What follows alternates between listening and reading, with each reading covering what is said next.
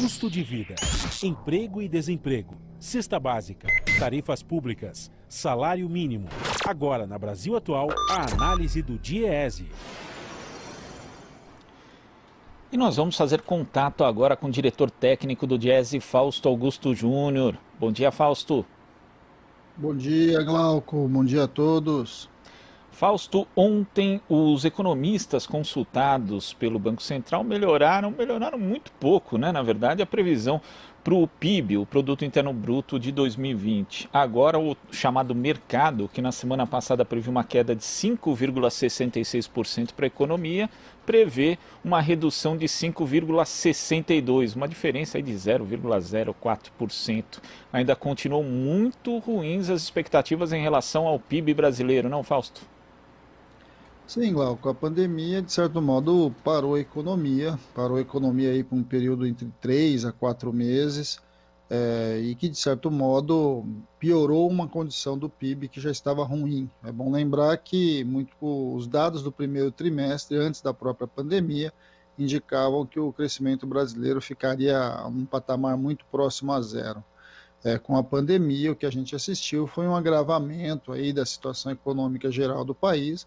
Diversos setores efetivamente pararam, é o caso do setor de hotelaria, o setor de comércio, o próprio setor montador, aí o setor de automóveis, ou seja, você teve ali um impacto bastante grande com relação à pandemia. De alguma forma, os 5%, 5,6% de quebra no PIB, para se ter uma ideia, é algo parecido com a crise que nós tivemos nos últimos 2 anos, né? As crises ali de 2016, 2017, que foram crises bastante acentuadas e que derrubaram a economia nacional em geral. A pergunta que se coloca hoje, quando a gente está olhando para a economia em geral, é até que ponto, de fato, a pandemia já passou em termos econômicos, né? Acho que essa é uma pergunta que todo mundo quer saber. De um lado, a gente tem, primeiro, nós não baixamos os índices de mortalidade do coronavírus, nós ainda estamos ali no topo ali do que eles chamam de platô, mas um platô muito alto do ponto de vista de contaminação e de mortalidade, né? Mas, ao mesmo tempo, que a gente tem assistido é que, em especial, as grandes regiões econômicas, como é o caso de São Paulo e do Rio de Janeiro, têm retomado as atividades. Mesmo em meio à pandemia. Há um movimento muito claro na sociedade de incorporação da pandemia como algo mais comum, né, algo mais diferente do que a gente viu há 3, 4 meses atrás, e de alguma forma você vai tentando fazer com que a economia volte a uma relativa normalidade. É difícil chamar isso de normalidade, mas a gente está um movimento aí em especial, e se você andar pelas ruas de São Paulo, se você andar pelas ruas do Rio de Janeiro, você vai ver que é uma tentativa de reabertura da economia no seu geral. Isso coloca para nós uma série de perguntas, Glauco. A primeira delas é até que ponto o conjunto da população, de fato, retorna a essa normalidade, uma vez que a gente sabe que a possibilidade de contaminação ainda é bastante grande. A segunda questão é que nós ainda estamos com uma taxa de desemprego bastante alta. Nós estamos falando aí de pelo menos 13,3 do ponto de vista oficial, e muito provavelmente mais de 20 milhões de pessoas sem renda, sem emprego, o que também deprime o consumo, e ao deprimir o consumo, deprime qualquer possibilidade de uma retomada de crescimento. É muito prematuro a gente dizer o que vai acontecer aí nos próximos 6 meses, mas é bem provável que a gente vá consolidando ali uma perspectiva de uma queda no PIB histórica, ou seja, o PIB vai cair mais do que já caiu desde que a gente faz uma leitura do PIB no mesmo ano. É algo a se pensar e é algo a se planejar, inclusive a sua saída aí dessa crise. Nós temos que esperar um pouco também para ver como é que os atores econômicos vão começar a ler 2021, porque é fundamental a gente compreender como é que a sociedade em geral vai começar a se preparar aí para o próximo ano. Do segundo semestre tende a ser, historicamente, do ponto de vista econômico, melhor do que o primeiro. É um segundo semestre que está se preparando ali para as festas de final de ano, que nós nem sabemos direito como é que elas vão acontecer, e como é que o consumo vai reagir aí para o final do ano, de um lado. É bom lembrar também que este ano é um ano eleitoral, em especial em estados e municípios, nesse caso nos municípios, ele incentiva um conjunto de obras públicas, algumas coisas que acabam saindo por conta da eleição. É muito comum a gente ver fechamentos de governos municipais com aceleração de obras públicas, isso pode puxar um pouco mais a economia, mas a gente sabe que está num ano bastante atípico, e a gente precisa compreender um pouco como é que essas coisas vão se encadear agora nesse segundo semestre, que em termos fiscais, em termos legislativos e etc., estão se iniciando agora em agosto.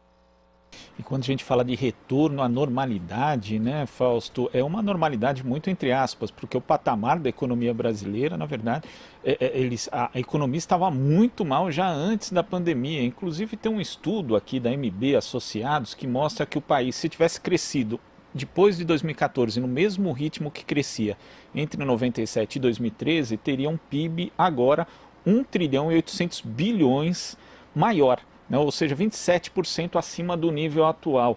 E às vezes a gente esquece, né? Justamente porque normaliza muito as coisas, mas de 2014 a gente tinha um nível de desemprego de 4,3% e agora tem de 12,7%. É um crescimento quase de 3 vezes. 40 milhões de pessoas foram para o mercado informal. Quer dizer, a gente teve uma desestruturação do mercado de trabalho em 3, 4 anos, Fausto, e é importante que o novo normal seja diferente disso do que era antes da pandemia. A gente gostaria que fosse isso, Glauco. A gente gostaria bastante que o nosso novo normal tivesse como referência os melhores anos ali, que foram entre 2010 e 2014. Mas a gente sabe que na prática isso é bastante improvável, né?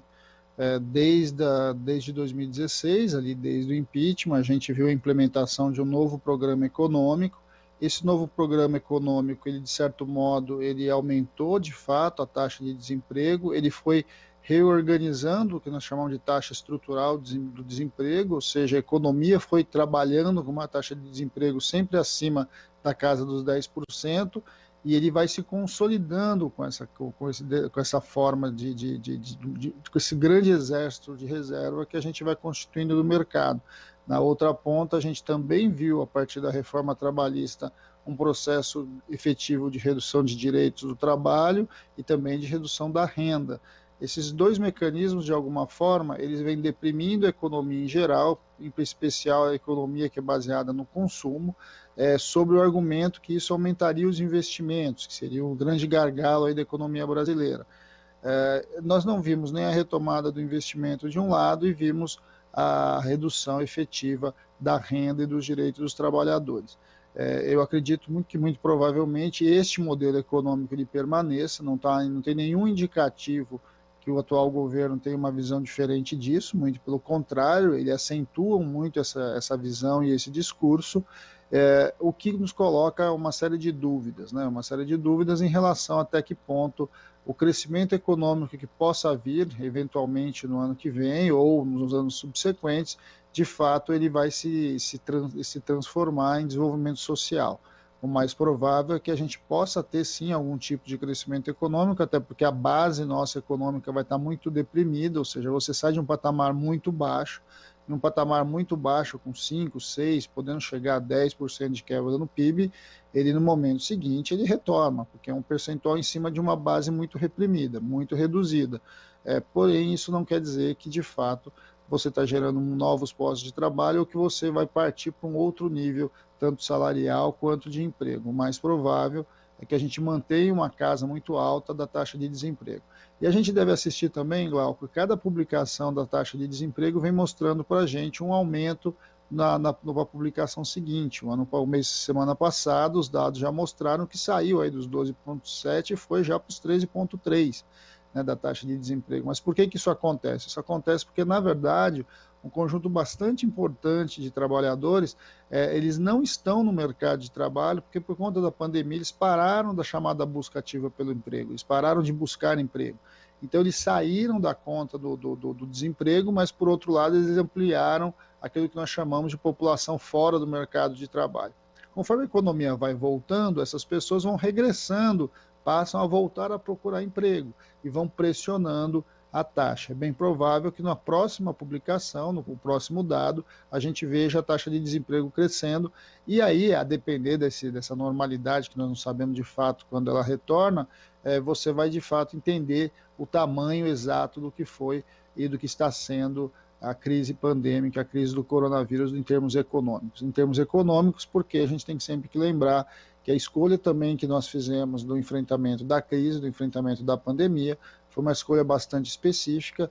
É bom lembrar que países como Estados Unidos, Grã-Bretanha e Brasil fizeram uma escolha bastante diferente do resto do mundo, e certamente o seu custo social e o seu pessoal, e principalmente o seu custo em vida, tem sido bastante alto em nome de tentar manter uma economia em funcionamento, que no final das contas ela acabou parando do mesmo jeito. E quando você fala, né, do nível de desemprego, Fausto, a gente lembra aqui que isso também pode implicar em rebaixamento salarial futuro, né? Porque eu lembro inclusive de uma entrevista do presidente do Itaú no ano passado que ele celebrava o desemprego, dizendo: olha, agora a gente está no momento ótimo, justamente porque as empresas, em tese, né, na tese dele, teriam mais condição de empregar pagando baixos salários. Então, na verdade, o próprio trabalhador iria financiar, de certa forma, o crescimento econômico, que seria também pífio, porque, obviamente, as pessoas não podem consumir com salários rebaixados. Então, a gente entra num ciclo bastante perverso da economia, em que o trabalhador acaba arcando mesmo aquele que está empregado, né, Fausto? E, além disso, é um ciclo que aumenta a concentração de renda no país, né? É bom lembrar que um conjunto aí dos 40 bilionários no país tiveram um aumento da sua riqueza no período da pandemia. Essa é uma característica histórica do mercado brasileiro. Ele é um dos países mais concentradores de renda do mundo, fora dos países africanos, é o país que mais tem renda concentrada no mundo, algo que nos coloca bastante em questão em relação a isso. Todo esse movimento, a gente tem que lembrar que o setor agroexportador foi um setor que, de certo modo, continuou no meio da crise, ele também continuou a sua exportação, a concentração de renda ampliou, e nós estamos vendo aí, inclusive, uma proposta de reforma tributária que, de certo modo, não mexe com isso, seja a proposta que está na Câmara, seja a proposta do Senado, seja a proposta do governo. De fato, a gente não tem nenhum indicador que nós vamos, de alguma forma, tentar combater aquela que talvez seja a nossa maior mazela e que nos segura do ponto de vista econômico, né? É a possibilidade da gente distribuir renda que amplia a base de consumo, que altera a forma da organização da nossa economia e que, de alguma forma, teria alguma possibilidade de dar um impulso de um crescimento diferenciado. Nesse momento, o que a gente vê é sempre mais do mesmo, ou seja, uma economia que mantém uma base de desempregados bastante grande, um programa que reduz de fato direitos e salários do trabalhador, e no final das contas o que a gente vê é maior concentração de riqueza na mão de um grupo muito pequeno e pior, né, Glauco? Cada vez mais vinculado ao capital internacional, cada vez mais separado dos interesses nacionais como um todo. Se tem algo que eu não esqueço, Fausto, é que no dia da posse do presidente Jair Bolsonaro, ele fez 2 discursos e em nenhum deles a palavra desigualdade foi citada. Então, para o governo, isso nunca foi exatamente um problema, uma questão. Fausto, muito obrigado. Pode falar. Não, é isso mesmo, Acho que isso nós estamos num daqueles momentos da economia, de governo, que tem uma visão muito clara de mundo, muito diferente daquela que a gente tem defendido historicamente. Sem dúvida. Fausto, muito obrigado pela sua participação aqui no Jornal Brasil Atual e até a próxima. Até a próxima, Glauco. Eu que agradeço e um bom dia a todos novamente. Bom dia. Conversamos aqui com o diretor técnico do Diese, Fausto Augusto Júnior.